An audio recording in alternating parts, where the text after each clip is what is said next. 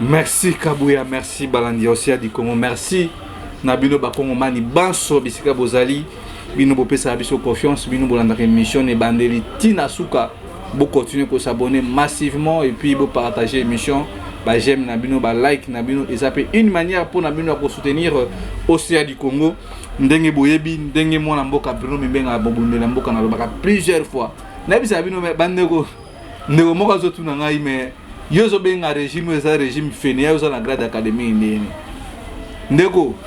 tu as habitué à ote pour nous payer ça la grade académie na biso. Parce que bateau ba bomi Mboka obo et ça ba universitaire. Ya bo mona na trouva kango anormal que non a bisabino non na bo na za songo pakana diplôme boy et c'est important mon rote. Parce que bambo quoi be mirata rabini wana so za ki que non ba licencié ba docteur ndemu ba tonga yango. Je ne crois pas ça batu obo bazana bo moto bazana conscience. Maintenant ozo ba no tour na grade académique na po ça na ngone. Yeba o yebi que na za congolais na zo bunda po na mboka na ngai parce que grade académique na Congo awa boy. So ça pour nous décoller mboka. Je ne crois pas que Congo tourne tous en chute sur na. Mais bino bato ozo tuna osana niveau ni na za licencié en communication sociale et journalisme na université Saint-Augustin de Kinshasa biska oyeboy osana doute au vérifier betika ka université Saint-Augustin au mona que ça université moko ya monene e bani na mboka oyeboy biska to sali. Mais pour na ngai le plus important est ça Congo ya mona bozo mona tozo conscientiser ba jeune parce que lutte auto za ko sala. Tozo conscientiser ba jeune to tellement lutte oyeboy exactement ba leader politique ne ba kosala nini ba ko sauver mboka na biso parce que mabe moko onga sala constat na remarquer eza que biso peuple congolais tant to bimaka pona ko revendiquer ba problème na biso ou ba ko telemisa peuple que notre kende to zo solution to changer le système to benga na bato ba travailler pona occuper peuple congolais par ignorance a chaka espoir pas ba leader politique yango na bo komisa ba leader politique on dirait ba nzambe na biso. Or changement ya Congo ko utana ba leader politique et ko utana biso peuple congolais. Yango na bomonaka eza comme si moi esprit wane umela na kati na biso ole yo mwana Congo otelema. Yo muto sangi transport, yo muto ba ko luka ba so mabele no ba pesa ngo pa ba Rwandais. Yo muto mabele no ba lingi ba pesa ngo pa ba Ugandais. Yo zo zela. Etela lobinini, etela lobinini. Ya mwana bomonaka chaque fois ba leader politique congolais lokola ba comprendre faiblesse na biso. Ba komisa biso lokola escalier na bango donc le coup la papier mouchoir na bango oh boso pa sala parce que après avoir ko utiliser biso ndebo mona ka mais soit lelo oyo boye makamonga na banda ko isa bino awa boye yango lelo to ko bi ko vivre yango na IDPS kuna na lali na lamuki na oki Blaise Lumu oh musu afinga batu abo afinga bakana mbongo nani garçon bakauto ka ngeresa ma tango na bisa bino ke likambo ya brouette na IDPS kuna balobi Bruno zaka na raison biso zaka na raison kana retard parce que lelo ba moni ba nomination Tshisekedi asali ba nomination na Kinshasa. Comment est-ce que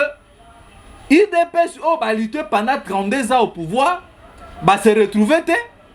ndemo ba loba wana ono e brouette e memi brick e memi ni bakayase lelo fait du fait brouette ça nini babaka mo libanda. Moi je n'avais pas parlé de bakamba brouette awabo kaka bino ba taliba ya IDPS bokomo no moi mai balinga boma moi ce moi kwa tombolo ce koso bozo banga pour rien Tshisekedi a se créer ennemi ye moko pour rien ça pour autant c'est ayeba yango ndenge na zo ebisa bino awabo na to ko sona ndeko moko benga na butu pona ko bisa ndeko Bruno la situation makambo zo le kana est ya mboka na biso parce que makambo élection na ko vendre yango vraiment trop tôt parce que boyebi déjà na lobela yango calendrier électoral o basali eza juste tricherie ba eza nango parce que makambo o bo élection o bo moi je ne vois pas ça la solution à Congo yango bo mona ka mettre on a kati ya combat la sensibilisation na ngana salaka na lobaka no peuple congolais to se prendre en charge parce que l'élection en 2023 o ba le 20 décembre o ko za mercredi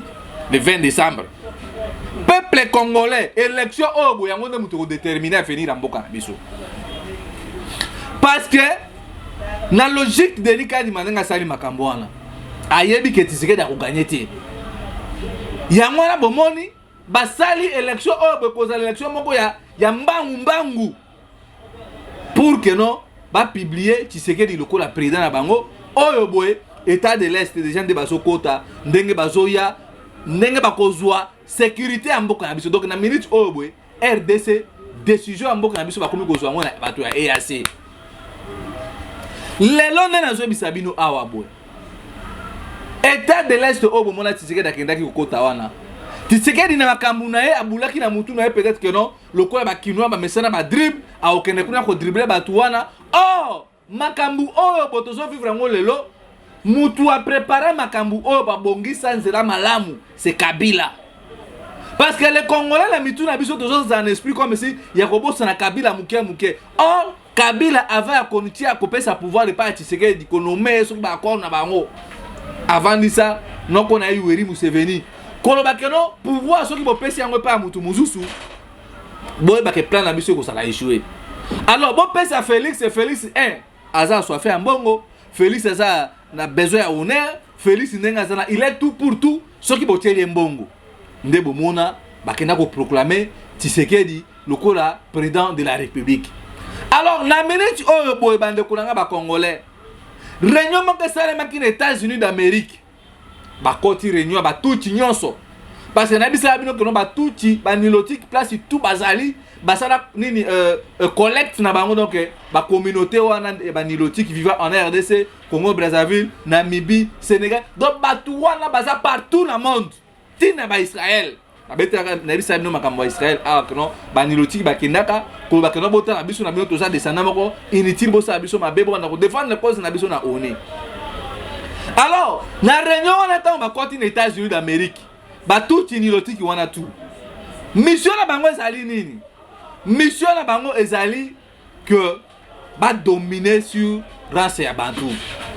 Mission na bango ezali ba conquérir parce que biso ba Bantou soko tali ba so considérer biso lokola peuple moko donc tous ça peuple moko non productif. Ya mwana boko se rappeler tous na 1900 avant 1960 l'époque coloniale ba nilotique ba belge ba tchaka bango na pona ko coloniser biso. Donc tous ça ko subir une recolonisation pour la seconde fois. Yango na bozomona ba tout tu wana tant ba continue na réunion ba lobby ba congolais ba za peuple moko fenea yo muto so tout na grade académie na yo pour cause benga ba fenea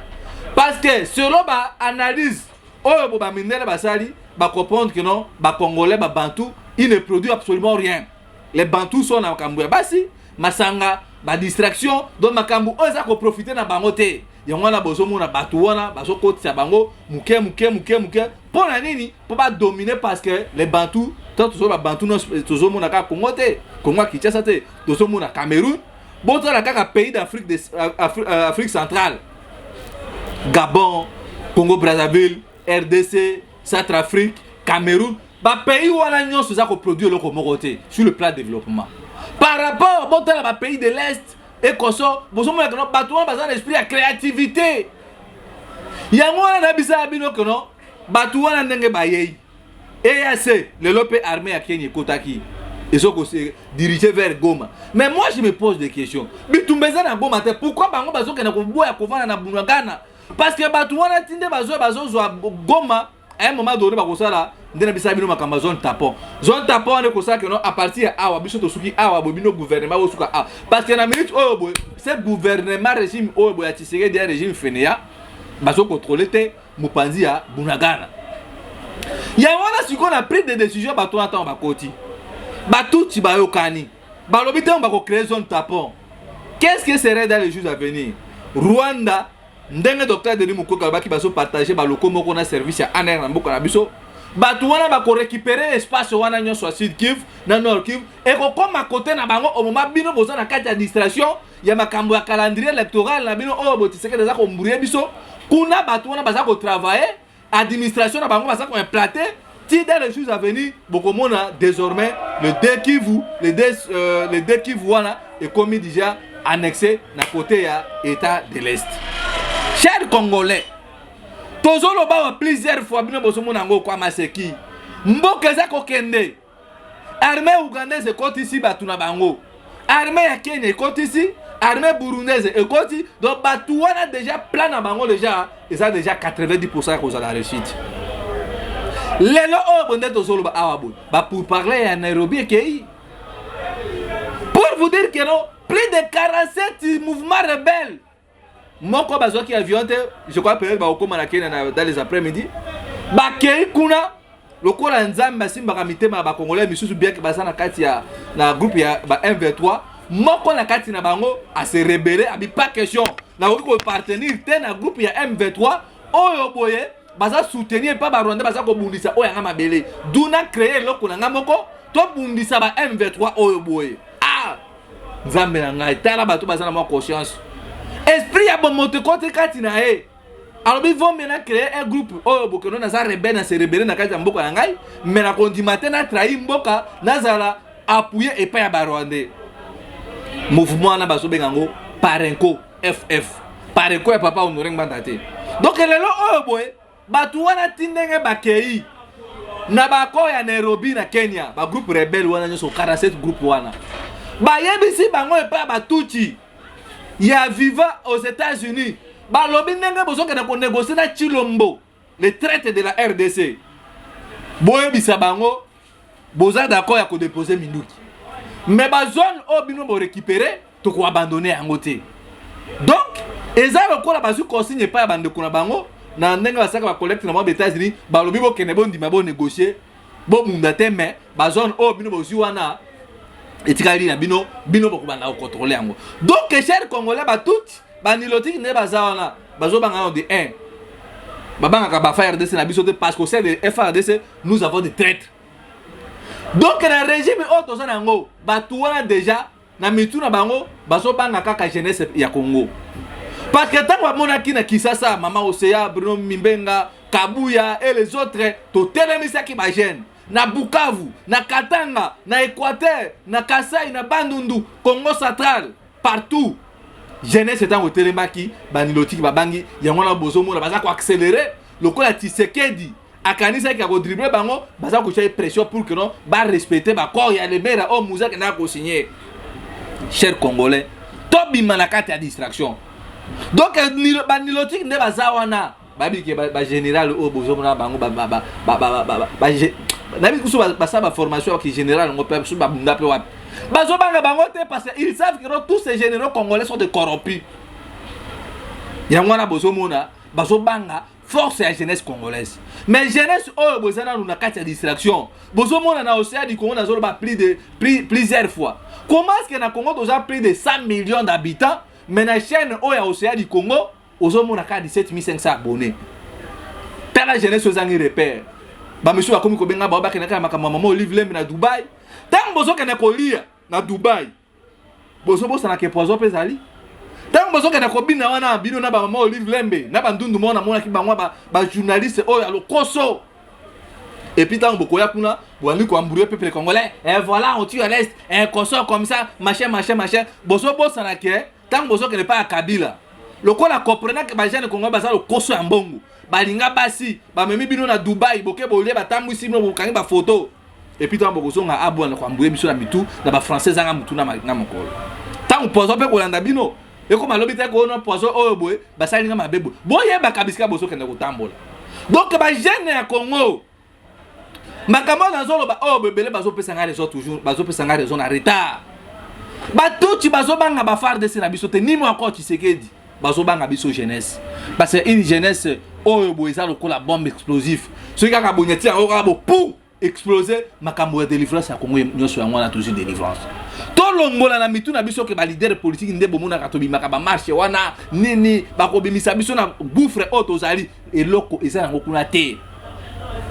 yango wana bande ko na ngai na réunion wana tango ba koti na États-Unis ba tuchi ba lobby pas question de bokina Nairobi bondi mako déposer minduki mais ba zone wana bondi mako céder yango te bozonga na Rwanda te botika la wana parce que biso toza na mission dans les jours à venir ton kokeri mabele wana ah toye lisusu na makambo na bisa bino makambo ba banque awa boy Tshisekedi ateki Equity Bank ateki yango ba Kenya na EAC wana nani azam économiquement fort Kenya tembe ba banque na biso tout bozomona il y a risque même na ba source on a vu projet à côté de Banque centrale na biso ils ont déjà en cours. Bon la dimension Tshisekedi azomi mamboka. Qui a maudit Tshisekedi? Nani a laquelle Tshisekedi malédiction pour la Congo. Na Banque centrale mboka. Félix Alinga teka yango. peuple congolais bota la dimension donc banque centrale eux les mbongo mboka na biso tiseke dalinga te kango pa ba Kenya bande kunangai nous devons nous réveiller to la muka peuple congolais bo kelanga ta ndenge na so ganga lokola ba misu ba so mona ngono olinga biloba loba mboka so bonga bino mo bisika mboka so bonga na Congo awabo soki déjà to comme na niveau que to teka banque centrale ça c'est la folie alors bande kunangai ba Kenya ba yé une ambition ba sombi BCDC ba li ba so banque centrale du Congo parce que BCDC c'est la banque commerciale du Congo na BCDC banque centrale du Congo ba tuana ta ba yé ba lobino na nord Kenya kuna eza na problème ya mai désert moi comme makasi le quoi ba tout déjà ba zo ça avancer na bango na ba Ouganda na ba Burundi côté ya nord Kivu ba Kenya ba yé dans les jours à venir beaucoup peut ça a raison ceux qui to bundi te ko benga na makambo au terme na makambo au terme na même élection yango na bisa ki maman aussi ngabi ah maman aussi est-ce que to ko so mbongo te amukena to ça conférence de presse vraiment OK par rapport à calendrier électoral au tiseke des autres kambrouya biso or makambo ka fa batami boy to ça na ba partenaire te na ngwa ko pesa biso mbongo mais komona awa boy déjà ba leader de parti politique déjà ba pesi ba calendrier to ko banda recensement to ko banda ko cocktail mi sa peuple boke na ko sarole bino bozoni na ko na ko sarole déjà to so perdre ma bela mboka na biso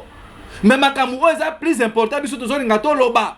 koto boy kuna ba bakanga bakati ba linga financer biso te makambo ya Congo ba Kenya wana ba bi keno na nord ya Kenya problème ekomi kuna problème ya mai donc ba linga sala nini ba kozwa ba Kenya wana o ba vivaka na nord ya Kenya ba bokola ba ngombe parce que pour na batuchi bango vaut mieux ngombe que congolais parce que congolais produit zakane le moko ndenge président wana lobaka président ya Kenya oh tuchi wana rwandais wana d'origine rwandaise que ba congolais basaka na mabina Kofi Ferré Fali héritier Koso ils ne produisent absolument même miliki ya wana siko bo ba banque oh bo ba Kenya ba sombi BCDC batembe ti bali ngati wa banque centrale eza na mission na bango ezali ba resomba ba terrain ba banque wana mais or ba banque wana eza te que no banque moto resomba mais eza bango ba tuchi ba nilotiki moto ba somba pour que no bazwa batuna bango ba mema bango awa bonde na bisabi no ba ko banda ko boma biso ndambo alors biso lokoi ba konga to sa batu moto fra to minimiser ka makambu bo mona ba sombi ba hectare ebele na côté ba Congo ba hectare miso ba sombi ngona Kasai miso ba sombi ngona Bandundu hectare on a siko ko ça que ba Kenya ba Rwandais ba Burundi ba Ouganda ta ba koya ba bandi ko beaucoup la élevage na bango et puis pour na bango déjà et ça une manière ya ko s'installer parce que ma belé et ko koma ya bango cher congolais bota la dimension tiseke dazo me mboka to tellement mboka so kende makambu o bota lelo bo tiengo doute lobi boko ba ah makambu o bo biruna manako loberango nous devons nous réveiller to tellement la mona mobali o tiseke di Chirombo ba banque wana tango banda kosomba mabele ba kosomba mabele ta kono mabele amuke ba kosomba ba hectare ndebo mona kabila soma na kinga kati do ba hectare wana sikobo ba kubanda kosomba batu wana ndebo mona kana kikwiti ba ngombe wana ba kanango batu wana ba kwa nini dans les jours à venir so ba sali 15 à 20 à 30 à 40 ba ko ba ke awa bo komi mabele na biso tala niveau mboke so kende élection ya makambu wana calendrier électoral ngai na zo bisabino bon dimena ngai calendrier électoral wana ti beaucoup monde ba leader politique ba ko s'opposer nango et puis sur répression za makasité Félix a kosa la coup de force on a kosa la soutenir pas batuchi parce que na kinga ka to ba proclamer ki calendrier électoral on a Kabila sala ki fait yango bomona ki mama Olive Lembe asombi conseil sa ba journaliste on a corrompu le proso ba jeune moko feneya bateki mboka pona mbongo boteki mboka pona mbongo et pas batuchi et pas banilotiki depuis que calendrier électoral basali que biso to bi mboka na kao mais na kinga kati ba sepeli vous devez réfléchir nous devons réfléchir nana ko soutenir biso to kanisa que notre que n'est pas ba russe idée on est akima muke malamu mais après avoir ko réfléchir j'ai compris que même le gouvernement russe bango ba ya mission diplomatique ba ko lingate ba accompagner biso alors c'est maintenant biso ba congolais na makambu nyonso na talisi bino awaboy ya élection ya makambo ba groupe terroriste wana ba bikelo ba déposer minduki me balongo na Congo te ba vanda wana bino bo ponini ni peuple congolais ba banque ko somba ba espace ndebo mona RVA et somba ba hectare côté à Maluku kuna bo soki ba nidotique ba komi déjà ko somba ba hectare ba tuna bango bazo vanda n'est-ce pas que eux ça déjà une manière ko boto la biso mabele na biso yango na fungoli mwana Kongo miso Tshisekedi aza danger pour na mboka Tshisekedi abi ke makambu oyo boye azo sala mboka na biso dans les jours à venir batuchi ba ko dominer biso et puis biso ba bantu ndenge ba américain batuchi ba koti ba lobi non les congolais ne produisent absolument rien à niveau du monde il faut qu'on réduire race ya ba bantu nde bozo mona awa boye bazo continuer ko boma ko violer na est et pour na kosuki ça bon moni ba nomination Tshisekedi azo sala à coup de force il a nommé ses frères du Kasai moko kutu bungumestre moko ba nommé son mboka moko abo aza même na certificat na ebite Tshisekedi vraiment azo vendre vraiment qu'est-ce qu'il passe pour na Congo oyo ce qui botuni Tshisekedi ndenge vraiment ozali avenir à RDC 2030 ça au moins na ndenge comment est-ce que bako nommer mutu aza na certificat études primaire na kati ya liste ba bungumestre na Kasai kuna pe ba nommer un mutu o déjà mi kufela déjà bino ba militaire IDPS bande kolanga Kasai bozo mona niveau Félix Azotia bino na danger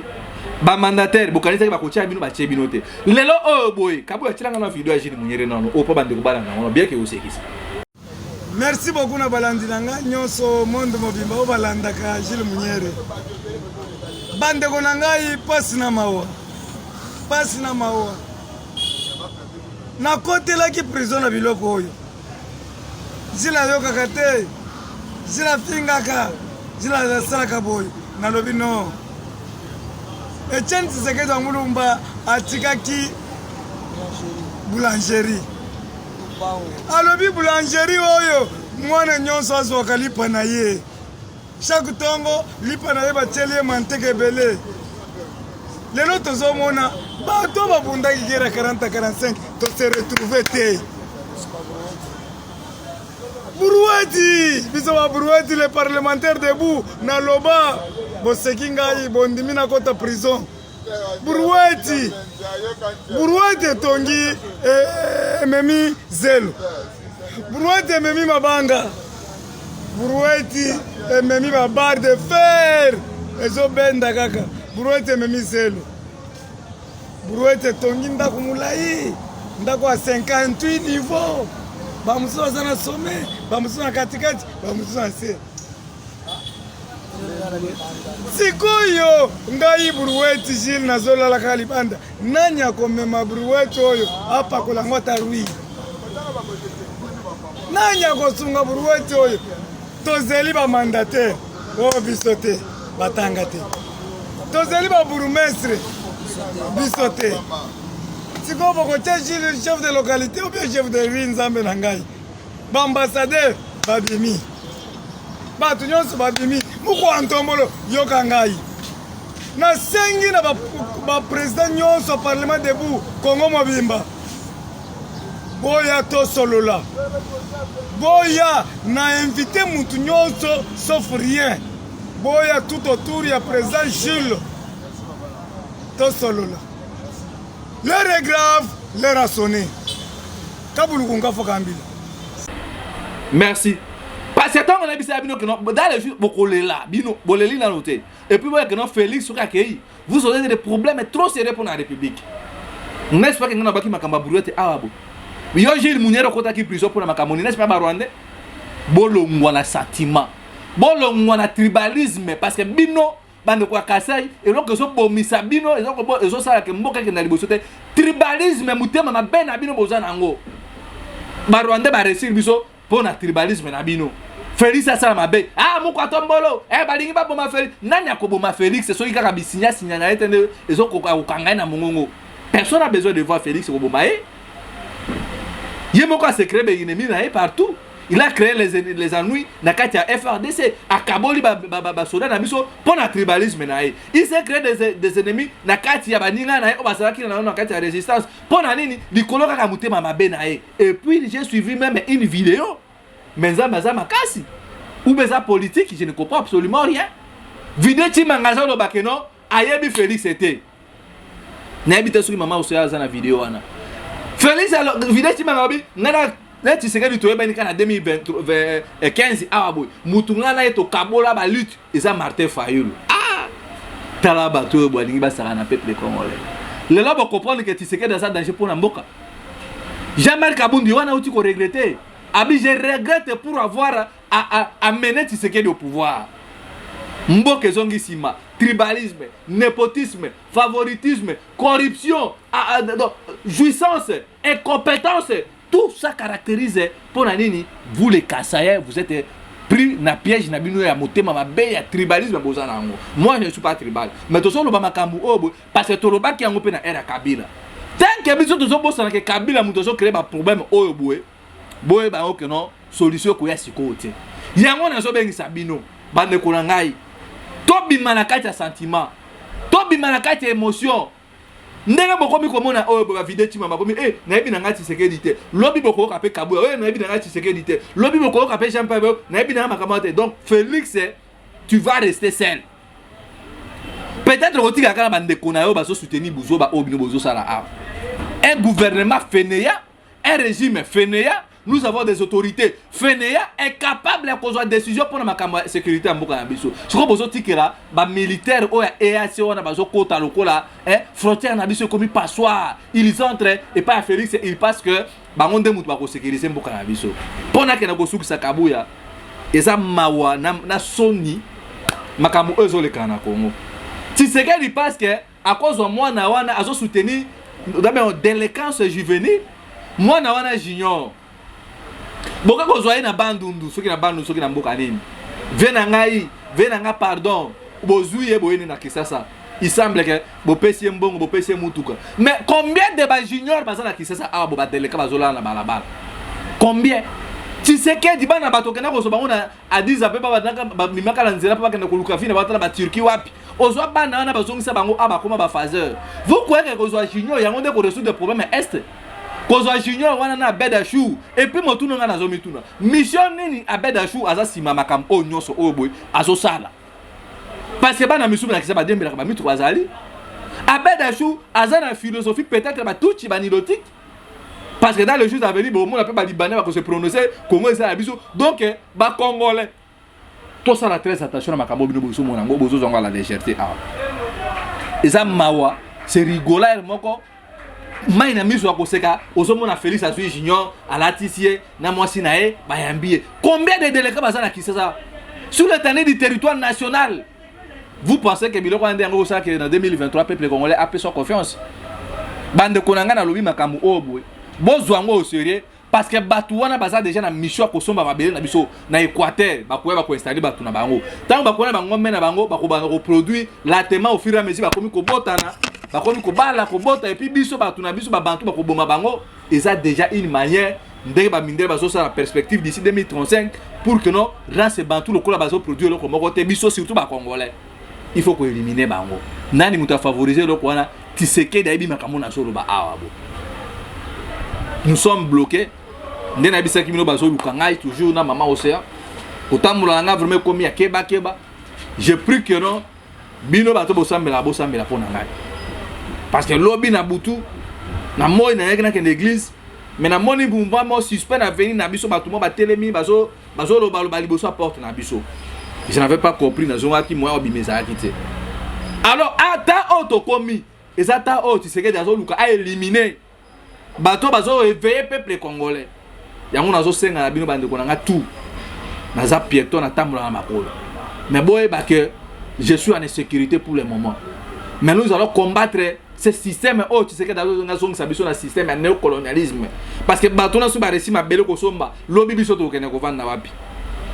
lobi to kene ko vanda wapi nde bato wana bazoya to kene ko vanda na ba biso wapi na bakoko na biso boti ya ko intimider ngai soki bo manga na isa bino bo manga publiquement bato tout ba mona boti ya ko na bato ne pas na ngai et pas na biso alors na bengisi bino na tchebino peuple congolais a témoin je suis en insécurité ces derniers temps mais to abandonner combat au côté na bengisi bino vigilance élection à 2023 et que ça la élection au boy peuple congolais sur raté occasion au boy c'est fini parce que ba occasion à soulever mes ala ki belé occasion à soulever mes ala ki ram my god rêve nini oyo mususu oyo boy my god rêve ram escroquerie oh Félix amemela biso abo Félix ça dit ba bêtise ba gaffe belé oh que non peuple comment so kazaki peuple moko compréhensif azaki na sens sévère le quoi biso ba Bruno révolution peut-être qu'il a changé déjà makam mais tous a toujours pris en otage par les leaders politiques congolais mawa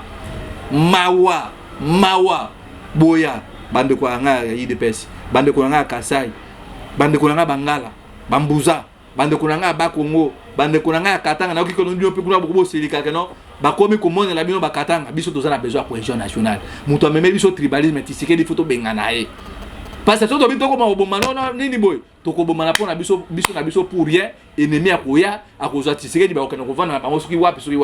c'est le moment to consolider force boya to sangana sika moko pour que to ça la bloc to bengana Tshisekedi bolo mwana mituna bino ke papa était Tshisekedi akobimela bino parce que tine bozo souffrir wana était Tshisekedi à sa zomona pourquoi zo bimela bino te ba Blaise Lumumba viola na prison non 14 militaires ba viola mwana mobali wana mais le obo monnaie de singe Kabou azo salanga signe numéro zali wana plus 243 81 73 11 702 plus 243 81 73 11 702 wana boy ko sunga biso na oyo boy bozana ngo nde na bisaki bino fondation ezali bonne année yango oyo boy bana bitike ba orphelin ba junior baza ebele to ko no plus bon moi chemise moi savon moi sakombe aloso pour que na Noël na bonne année pe bango ba sepera ezate o Tshisekedi dazo sala wana populisme pour ayebika échouer na bengi bino bato amité malamu bo soutenir fondation et puis moi lamba au monde que moi na lata ki yango za bon état to que na opesa wana ba orphelina je suis en sécurité boye ba yango ba diaspora bo partager vidéo o boy Tshisekedi aso luka mutu na ngai yena bande kone ba Rwandais ngana bino tukutani na mikolo ezali koya Matondo.